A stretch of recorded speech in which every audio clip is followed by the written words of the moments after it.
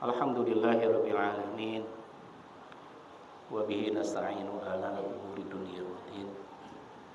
Wassalatu wassalamu ala asyrafil anbiya wal mursalin nabiyina Muhammadin wa ala alihi wa sahbihi ajma'in wa ba'd.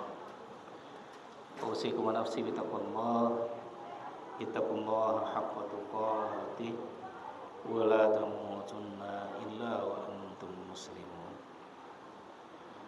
Puji syukur kita panjatkan kepada Allah Subhanahu wa taala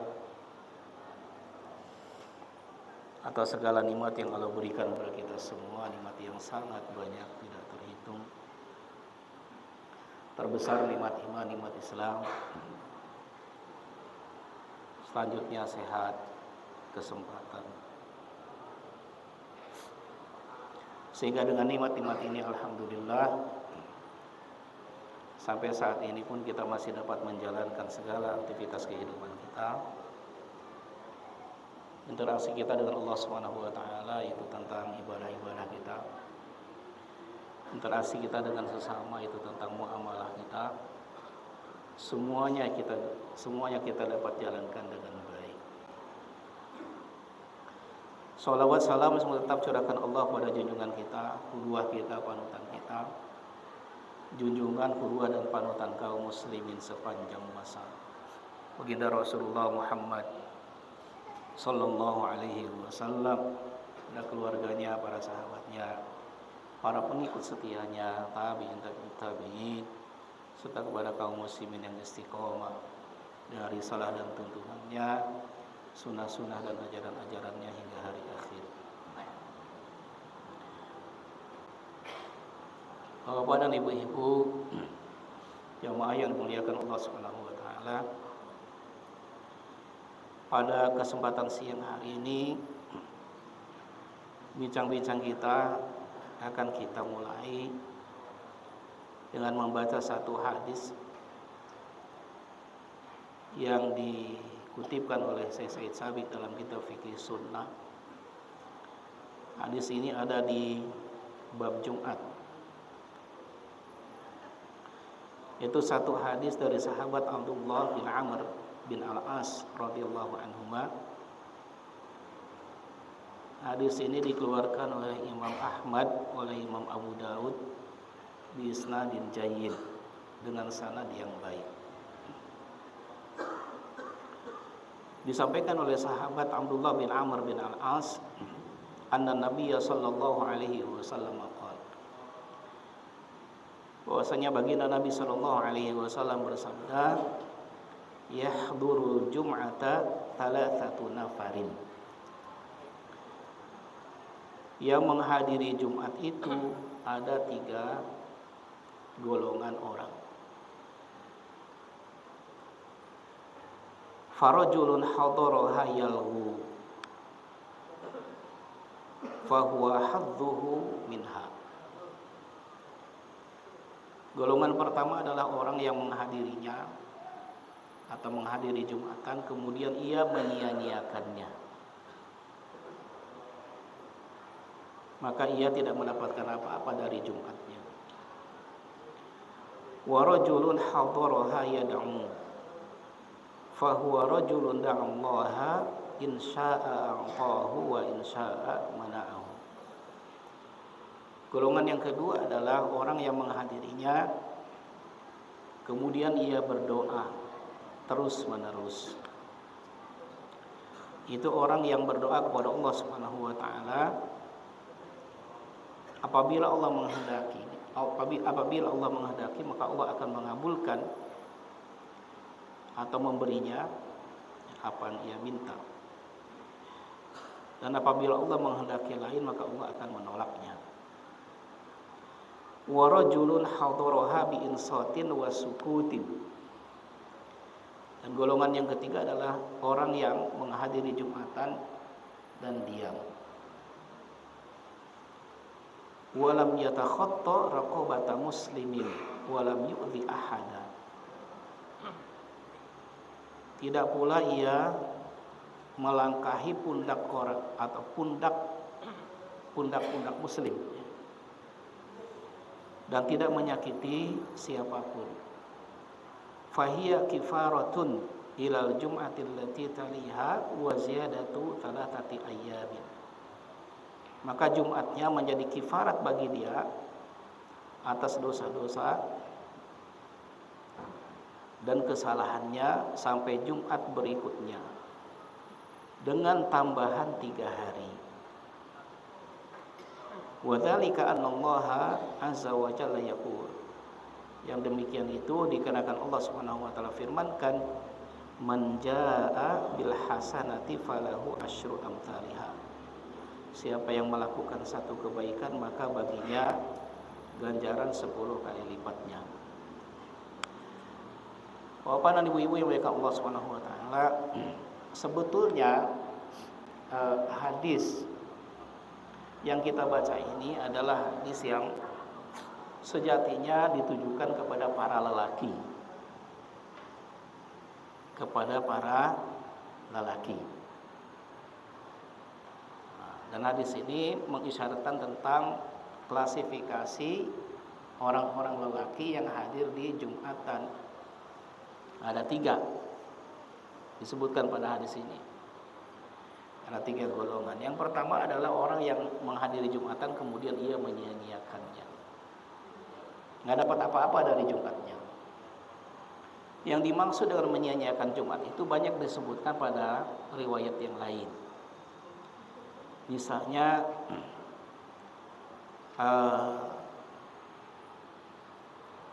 memainkan pasir, memainkan ujung baju, ya.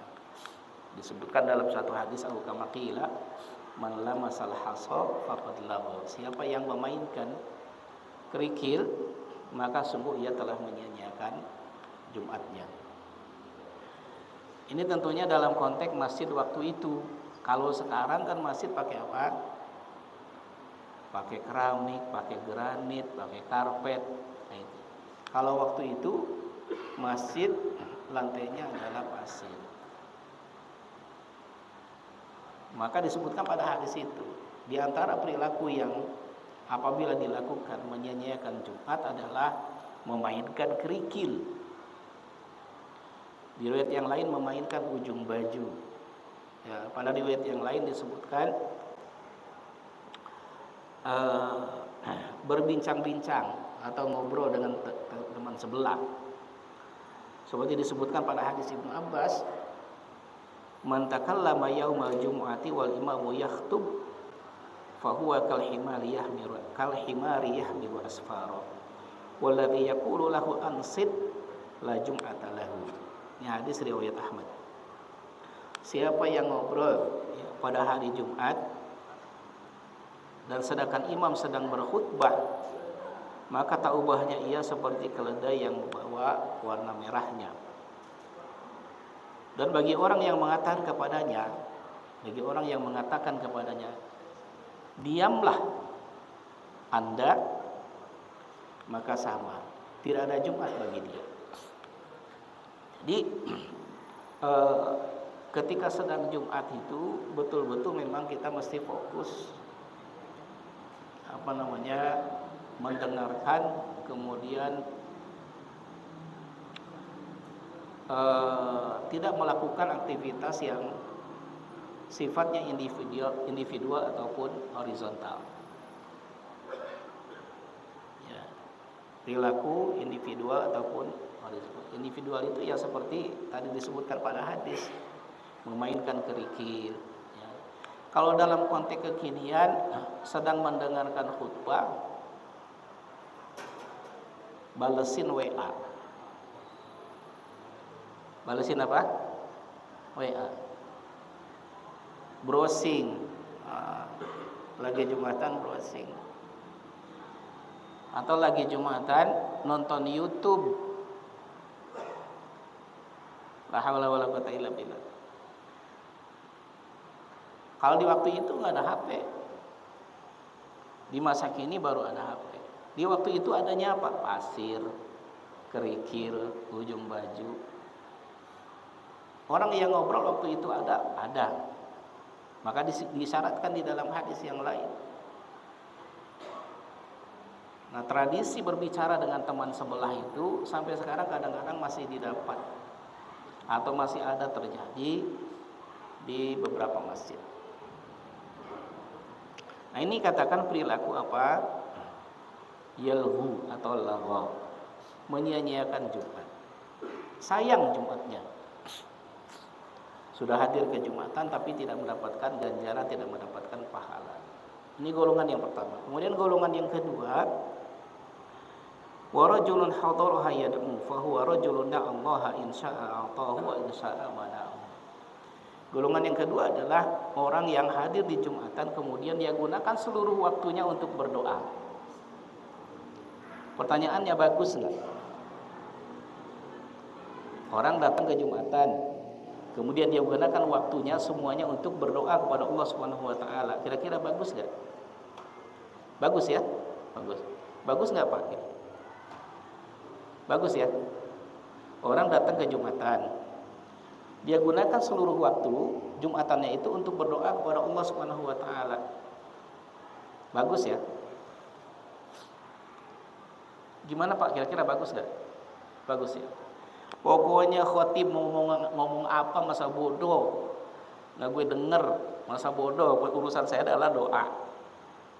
Itu maksudnya. Bagus nggak?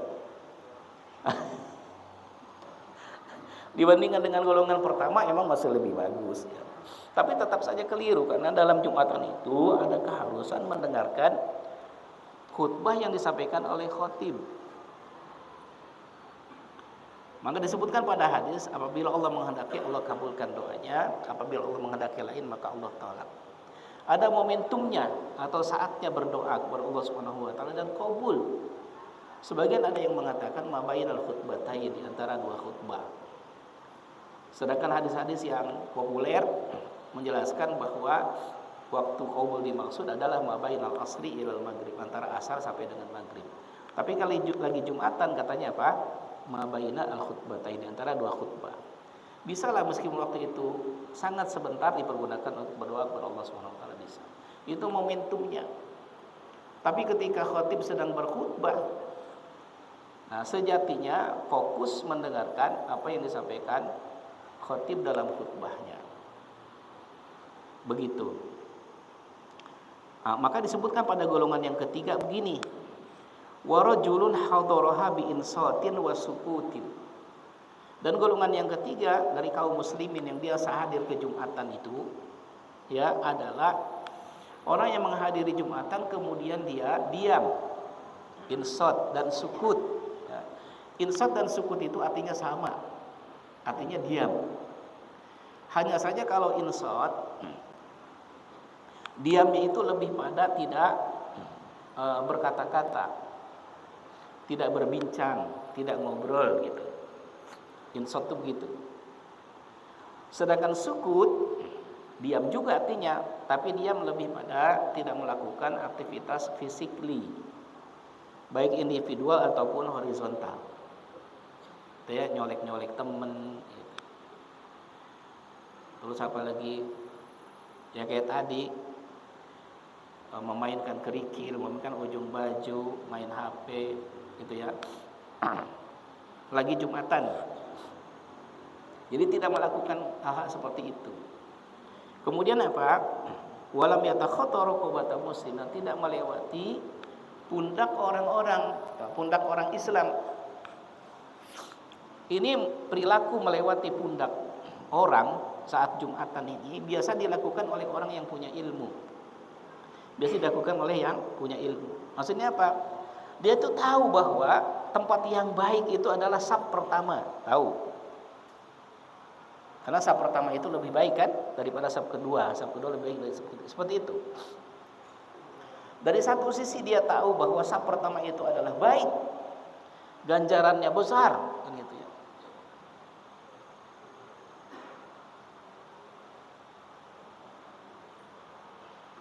Kemudian pada sisi yang lain dia melalaikan. Melalaikan dimaksud apa? Hadirnya terlambat ke masjid, datangnya terlambat. Jadi dia datang ke masjid itu di saat saf pertama sudah terisi, saf kedua sudah terisi, kan gitu. Kalau di masjid yang isinya itu para jamaah yang biasa duduk ngaji kayak begini, seperti itu yakin. Yang penuh duluan itu saf pertama, kemudian saf kedua. Karena sebagian masjid bukan di sini tapi tempat lain, yang duluan terisi itu bukan saf pertama. Apa? Tiang. Nyender tiang. Kemudian apa? Dinding. Di bawah kipas angin. Di bawah AC. Di sebagian masjid yang penuh duluan itu tempat-tempat seperti itu. Nah, kalau jamaah masjidnya biasa duduk ngaji seperti ini, insya Allah yang penuh duluan itu saf pertama, saf kedua, dan seterusnya. Nah, ada orang yang tahu bahwa saf pertama itu punya keutamaan yang besar, tapi dia datang terlambat. Lalu bagaimana cara agar ketika orang ingin mendapatkan saf yang baik, itu saf pertama di hari Jumat, kemudian tidak melewati pundak orang-orang? Ya, caranya pun ditunjukkan oleh baginda Rasulullah Sallallahu Alaihi Wasallam. Datang lebih awal ke masjid. Nah, itu ya, datang lebih awal ke masjid. Jadi ada riwayat yang menjelaskan begini. Ini tentang siapa? Ibnu Mas'ud radhiyallahu anhu. Diceritakan oleh sahabat Alqamah. Kata beliau apa? Kharajtu ma'a Rasulillah sallallahu alaihi wasallam. Kharajtu ma'a Ibni Mas'udin ilal Jumu'ati. Ini Alqamah yang menceritakan. Satu ketika aku berangkat untuk Jumatan bersama Ibnu Mas'ud. Fawajada thalathatan qad sabaquhu. Namun demikian ia mendapati tiga orang sudah mendahului. Jadi perasaan beliau itu, Ibnu Mas'ud itu sudah datang lebih awal ke masjid, tapi begitu masuk masjid sudah ada 3 orang yang duduk. 1, 2, 3 gitu. Itu menyesalnya luar biasa. Menyesal. Ya Allah. Perasaan sudah berangkat lebih awal ini, tapi kok masih ada saja yang mendahului. Ada 3 orang lagi. Itu sahabat begitu tuh. Kalau Jumatan begitu. Jadi ketika datang ke masjid dan sudah ada yang mendahului, padahal cuma 3 orang yang mendahuluinya, itu ada penyesalan yang luar biasa besar. Kenapa gak datang lebih awal lagi? Masih keduluan saya, kan gitu. Kira-kira zaman sekarang kalau orang hadir Jumatan, kemudian dia urutan ke 100, sudah 99 orang yang duduk di masjid, menyesal gak kira-kira? Suka pada menyesal gak? Aduh, sudah ada 100 orang ini di masjid.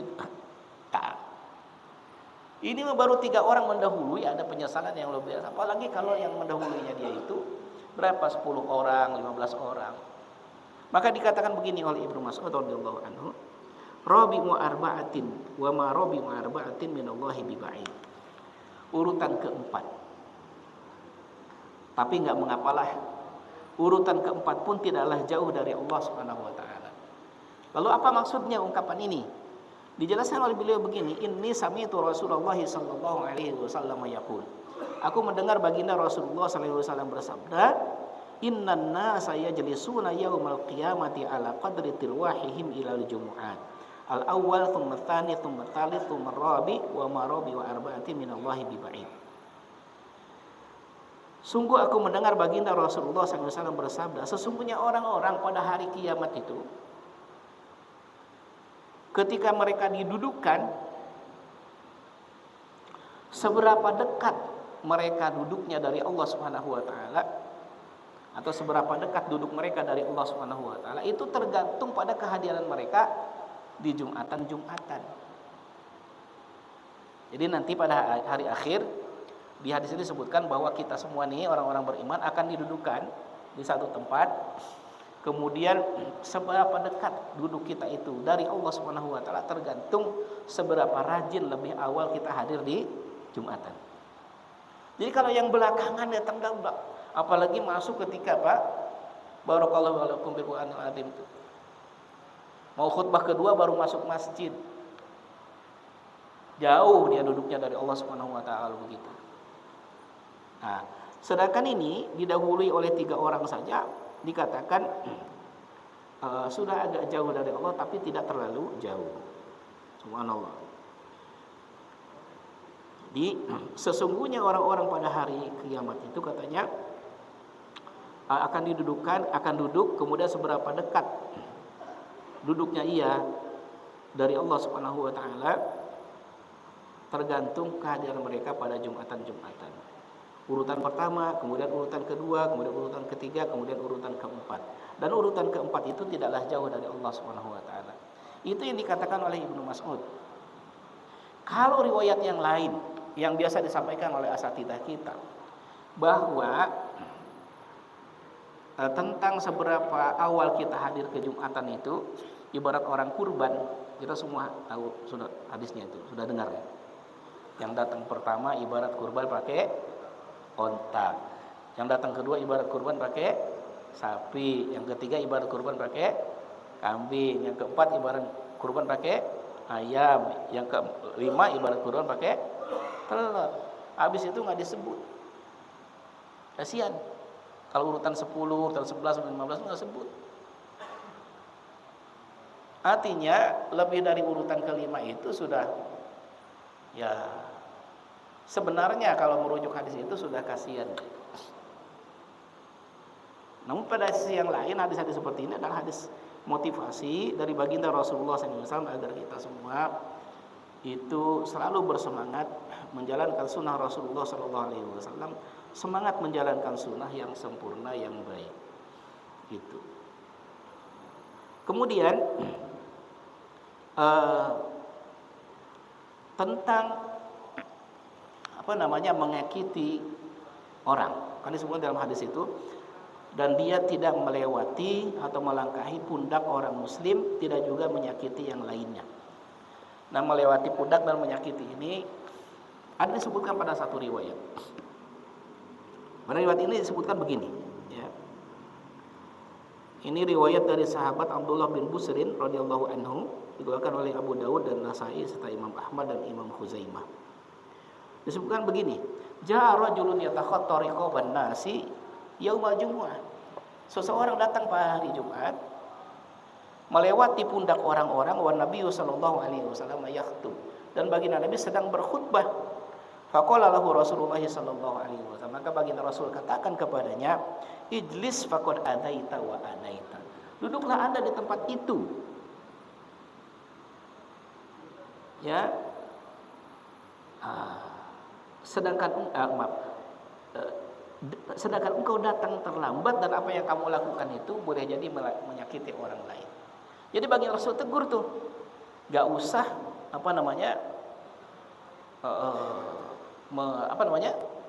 menggeser-geser pundak orang begitu untuk lewat kemudian dapat saf pertama. Itu tempatmu kata bagi Rasul. Apa yang kamu lakukan itu boleh jadi melukai perasaan orang. Kalaupun tidak melukai, ya secara fisik tapi menyakiti secara batin. Apalagi kalau sambil melangkah sambil pegang kepala dipegang begini. Waduh. Di Indonesia itu pegang kepala sensitif. Kalau di negara orang itu kalau dipegang kepala itu sayang. Kalau di kita pegang kepala itu ngejek. Orang kepala dipitrahin katanya, dipegang-pegang segala kan gitu. Tapi ya begitu. Bagi Rasul tegur, orang yang hadir ke Jumatan datang terlambat kemudian melangkahi pundak orang-orang, dikhawatirkan perilakunya itu menyakiti orang lain. Duduklah Anda di tempat itu, engkau datang terlambat dan boleh jadi apa yang kau lakukan itu menyakiti orang lain. Bagi Rasul tegur seperti itu. Kemudian disebutkan di ujung hadis, kalau orang menjalankan Jumat sudah seperti itu, ya, dia datang lebih awal ke masjid, kemudian dia fokus mendengarkan, tidak melakukan pelanggaran-pelanggaran Jumat, tidak berbicara, tidak ngobrol, tidak melakukan aktivitas individual horizontal, basically kan gitu ya. Dia fokus mendengarkan. Bahkan ketika ngantuk pun rasa kantuknya dilawan. Kan ada orang ketika hadir Jumat, ketika Jumatan itu, ketika datang rasa ngantuk dia senang. Wah, ngantuk juga nih. Oh, udah, langsung khusyuk habis itu. Nunduk aja ini. Gitu ya. Khusyuk Jumatannya. Nah, kalau orang lagi Jumatan itu ngantuk, baginda Rasul anjurkan rasa ngantuknya itu harus dilawan. Harus dilawan. Teman sebelah jangan tegur. Kalau Jumatan jangan ngantuk, jangan. Udah, orang yang ngantuk itu sendiri yang harus berinisiatif melawan rasa kantuknya. Ini semua pada hadis begini. Baginda Rasul sabdakan pada hadis Ibnu Umar nih. Baginda Rasul sabdakan, "Idza na'isa ahadukum wa huwa fil jum'at wa huwa fil masjidi falyatahawwal min majlisihi dzalika ila ghairihi." Hadis riwayat Ahmad, Abu Daud, Baihaqi dan Tirmizi. Imam Tirmizi mengatakan hasanun sahih. Katanya apa? Apabila salah seorang dari kalian ngantuk sedangkan ia sedang di masjid, sedang Jumatan atau lain-lain, falyatahawwal min majlisihi dzalika, maka rubahlah posisi duduknya. Artinya rasa ngantuk itu harus dilawan. Kenapa? Karena ada keharusan mendengarkan khutbah yang disampaikan oleh khatib. Kalau Jumat udah kayak begitu katanya, dia datang lebih awal, fokus dengar khutbah, tidak melakukan pelanggaran Jumat. Maka kata baginda Nabi apa? Jumat yang dia lakukan yang baik, yang kualitas itu bisa menjadi kifarat atas dosa-dosa dan kesalahan dia selama 1 pekan ke depan dengan tambahan 3 hari. Tapi cara memahami ini harus baik. Kenapa? Kalau orang memahaminya nggak baik, wah gawat. Dia Jumatan hari ini, Jumatnya diusahakan kualitas baik kan begitu. Ntar sore dia nggak sholat asar, malam minggunya dia sebotol minuman, kejahatan kemaksiatan dia lakukan selama 10 hari ke depan. Kenapa? Kan saya kemarin udah Jumatan saya bagus, insya Allah dosa-dosa ini sudah digugurkan. Gawat kalau ganjaran itu dijadikan sebagai garansi. Bukan begitu cara memahami. Kalau memahaminya, kalau cara memahami hadis itu begitu, gawat. Kenapa? Karena ada hadis yang lain yang lebih mantap, yaitu hadis tentang saum Arafah. Saum Arafah yang cuma 1 hari itu disebutkan pada hadis sahih bisa menggugurkan dosa setahun ke belakang, setahun ke depan. Kan mantap itu. Kalau memahaminya kayak tadi, selama setahun ke depan udah nggak apa-apa lah, maksiat-maksiat gitu. Nah, dan yang beruntung orang kaya ketika ada hadis yang lain yang menyebutkan begini, al-umratu ilal umrati kafaratun lima bainahuma. Umroh yang satu ke umroh yang lain bisa menggugurkan dosa di antara keduanya. Kan gawat itu. Orang umroh habis umroh begadulan, paling orang kaya punya jabatan korupsi, nilap dan seterusnya, mark up. Nanti umroh lagi, habis itu begitu lagi umroh lagi. Jadi bukan begitu cara memahami hadis yang tadi, bahwa ketika disebutkan bahwa Jumat yang baik, yang kualitas itu bisa menggugurkan dosa selama 10 hari ke depan sampai Jumat berikutnya dengan tambahan 3 hari, akan menjadi kifarat sampai Jumat berikutnya dengan tambahan 3 hari. Bukan dipahami menjadi Jumat yang kualitas menjadi garansi, tapi mesti kita memahami bahwa itu adalah hadis targhib. Motivasi yang kuat dari baginda Rasulullah SAW agar kita melakukan tuntunan Allah dan Rasulnya itu sebaik mungkin, sekualitas mungkin, sesempurna mungkin. Begitu. Urusan pahalanya bukan urusan kita. Ya. Nah, Bapak dan Ibu yang dimuliakan Allah Subhanahu wa taala, kelihatannya ini yang kita baca di kesempatan siang hari ini di kitab fikih sunnah. Meskipun hadis ini tadi diisyaratkan adalah untuk para lelaki, namun demikian ketika ada banyak ibu-ibu yang ikut mendengarkan, setidaknya ibu-ibu menjadi punya bahan ketika hendak menyampaikan permasalahan seperti ini pada suami, kepada anak, menantu, atau yang sudah punya cucu pada cucu. Ya, seperti itu, karena yang Jumatan itu para lelaki. Wallahu a'lam bishawab. Mudah-mudahan bermanfaat. Kurang-kurangnya mohon dimaafkan. Kalau ada yang perlu diseringkan silahkan, dari kanan, dari depan, dari kiri. Ada yang mau ditanyakan nggak? Silahkan. Ada Bapak? Nggak ada ya? Nggak ada? Ada? Ada. Alhamdulillah. Senangnya saya kalau ngisi taklim di Al Hidayah begini. Subhanallah. Ya, mudah dipahami insyaallah bismillah. Insyaallah pun mudah diamalkan. Terakhir kita tutup dengan doa kafaratul majlis. Subhanakallahumma bihamdika asyhadu an la ilaha illa anta astaghfiruka wa atubu ilaik. Subhana rabbika rabbil izzati amma yasifun wa salamun alal mursalin walhamdulillahirabbil alamin. Wassalamualaikum warahmatullahi wabarakatuh.